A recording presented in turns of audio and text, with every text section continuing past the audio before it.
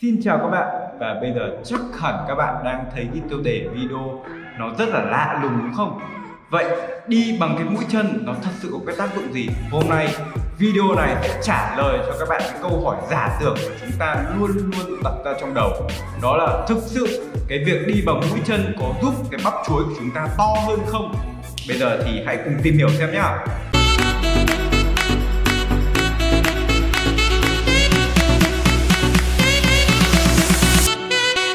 Trong 7 ngày tới, kể cả khi là mình đang đứng này, đang đi này, hoặc là đang chạy hay là đang bê hay làm bất cứ một cái việc gì đó, mình sẽ đều đi bằng mũi chân cả. Bây giờ thì hãy cùng xem là cái bắp chuối của mình nó đang như thế nào rồi nhá.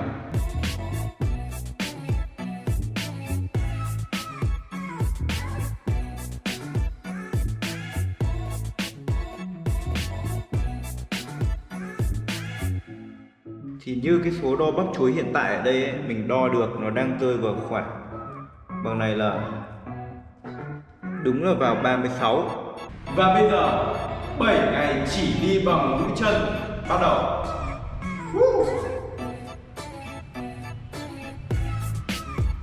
Thật ra thì đầu tiên mình phải kể đến cái lý do vì sao mà mình lại làm cái video như thế này. Đó là mình thấy có rất nhiều bạn vật lộn với việc làm to bắp chuối lên, và khi một người đàn ông con trai mà không có bắp chuối thì trông chân nó rất là xấu và thường hay bị gắn ghép với cái gọi là chicken leg, chân gà. Thật sự thì bản thân mình vào tầm khoảng 2 năm về trước cũng chịu cái tình trạng tương tự như thế, đó là không biết cách làm sao để có thể nâng cao bắp chuối lên. Mặc dù đã vào phòng gym rồi thử tập các cái bài tập nhưng mà vẫn cảm thấy cái hiệu quả nó không đi đến đâu cả. Vậy thì làm sao để các bạn tăng được bắp chuối? Trong ngày đầu tiên về mặt lợi ích, mình đã có thể nhận ngay ra được là mình cảm thấy cao lên một chút. Không khí trên này loãng quá nhở. Làm người cao cũng không thích lắm đâu. Đối với một chàng nắm lùn như mình thì việc này cảm thấy khá là vui. Và mình cũng đã cảm thấy có một sự tác động vào bắp chuối của mình. Mình cảm thấy bắp chuối mỗi lần đều chặt hơn, đều co lại mỗi khi mà mình di chuyển và cố gắng duy trì ở cái tư thế đứng vững chân như thế. Nhận ra rằng đây là một cái trải nghiệm khá hay ho khi vừa mới bắt đầu. Có điều là mình luôn luôn bị quên mất là mình đang sinh hoạt bằng cách đứng trên mũi chân, nên là nó hơi bất tiện một chút. Ngoài việc mà cái bắp chuối của mình trở nên rất là căng, cứng, đó là một cái tín hiệu cực kỳ tích cực. Tuy nhiên cho đến cuối ngày thì cái cảm giác nó còn đọng lại trong mình, đó chính là cảm giác về cái việc đau phần mũi bàn chân. Bởi vì là cái phần mũi bàn chân đấy đã tiếp xúc với sàn cứng rất là nhiều. Và đến ngày thứ hai mình đặt ra một cái quy luật riêng cho bản thân để có thể nâng cao thử thách này hơn nữa. Ngày thứ hai thực hiện thử thách này, và bây giờ mình đặt ra một cái quy luật và nó sẽ chỉ áp dụng cho riêng một mình thôi. Các bạn thấy là đến bây giờ thì mình vẫn đang đứng trong cái tình trạng là đứng bằng mũi chân đúng không? Vậy thì để cho cái thử thách này nó gọi là khó khăn hơn, trong 7 ngày tới mình sẽ không sử dụng thang máy. Đấy, không bao giờ nhá, không được dùng thang máy để có thể tận dụng tối đa cái thời gian mà mình đi bằng cái mũi chân này. Thực sự thì bỏ cái thang máy đi nó không thay đổi cuộc sống của mình nhiều lắm, bởi vì là bình thường ấy thì mình cũng không hay dùng thang máy, mình luôn ưu tiên cái sự vận động mỗi ngày hơn, cố gắng dành ra từng phút từng giây để có thể vận động cơ thể. Nhưng khi bê đồ thì nó lại là một chuyện khác. Bây giờ mình đang ở tầng 4 và việc của mình ấy trong cái nhà này bây giờ đó chính là bê hoa quả. Và đây sẽ là lần đầu tiên mà mình bê hoa quả cùng với đi chân kiễng này. Như bình thường ấy thì mình sẽ đi bằng thang máy, nhưng mà luật mà chúng ta không được dùng thang máy nữa. Như thế nào?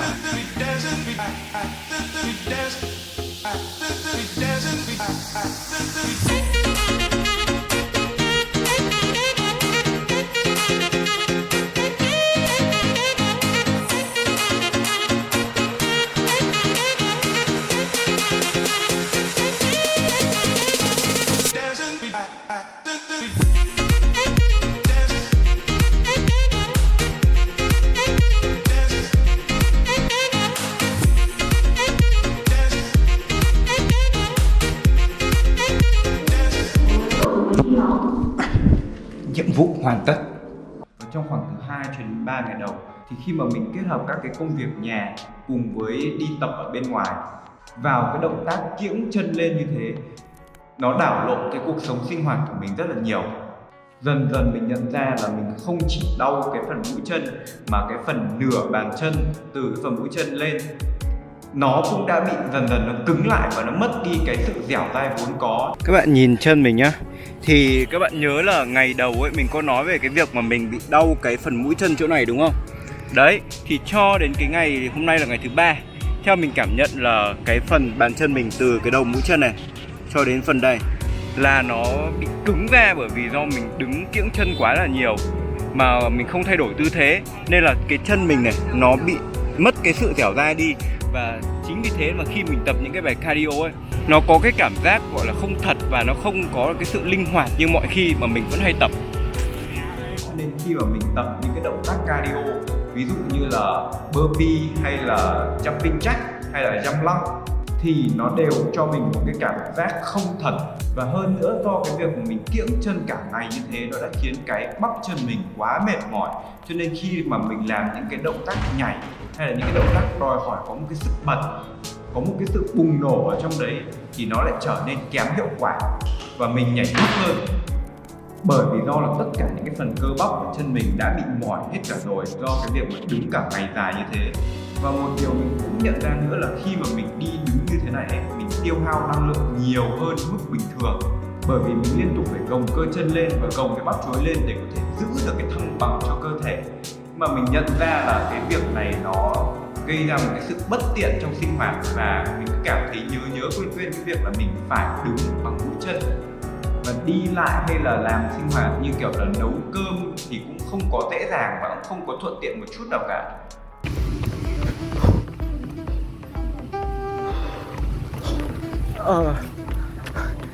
Mình vừa rồi là mình đã chạy 1 cây chỉ bằng mũi chân thôi đấy, là mình kiễng chân lên chạy. Nhưng mà sau cái lúc mà chạy 1 cây này mình cảm thấy ấy, thứ nhất là mình mất đến gấp rưỡi thời gian để có thể hoàn thành được 1 cây. Bình thường là trong khoảng 5 phút thôi, thì bây giờ mình mất đến 8 phút để có thể hoàn thành được 1 cây.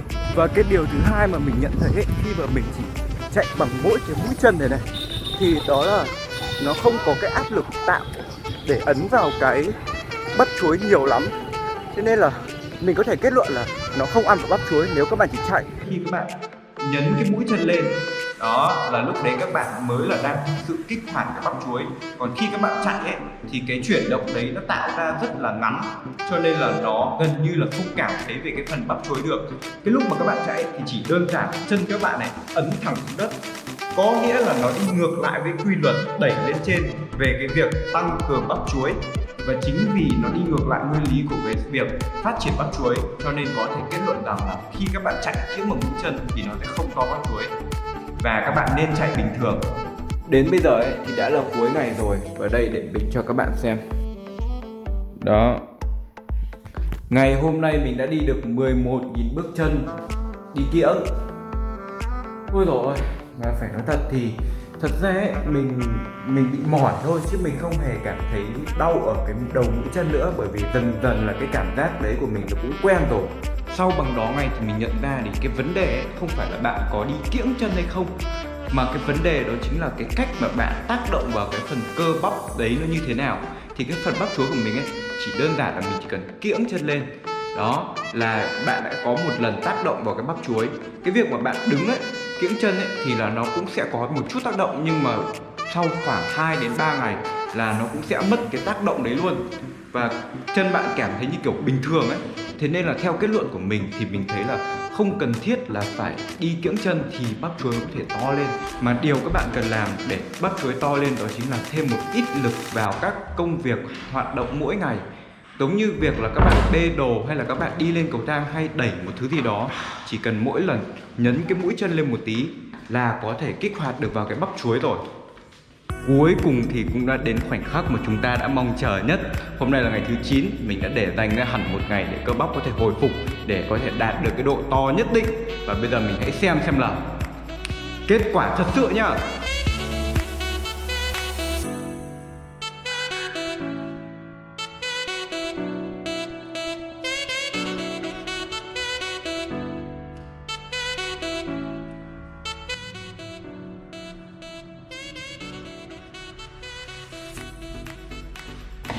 Đây, như các bạn có thể nhìn thấy cái kết quả là nó đã nằm ở 36 rưỡi so với ngày đầu tiên đó chính là 36. Có nghĩa là mình đã tăng được 0,5 cm trong vòng 1 tuần.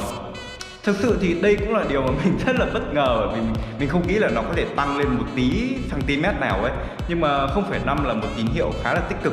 Cái bắp chuối của mình ấy có nét hơn một chút, nhưng mà mình vẫn khuyên là không nên làm, bởi vì nó có thể gây ra những cái bệnh về sau này nếu các bạn làm trong một thời gian dài, ví dụ như kiểu 1 tháng hay là vài năm, hoặc là nó phát triển thành một cái thói quen, thì đấy là một cái nó rất là bất lợi cho cuộc sống của các bạn. Còn bây giờ thì mình nghĩ là nên kết thúc video đấy thôi. Nếu bạn thấy hay, hãy nhớ bấm like, share và subscribe để đón chờ những cái thử nghiệm cùng những cái thử thách mới nhá. Bye bye.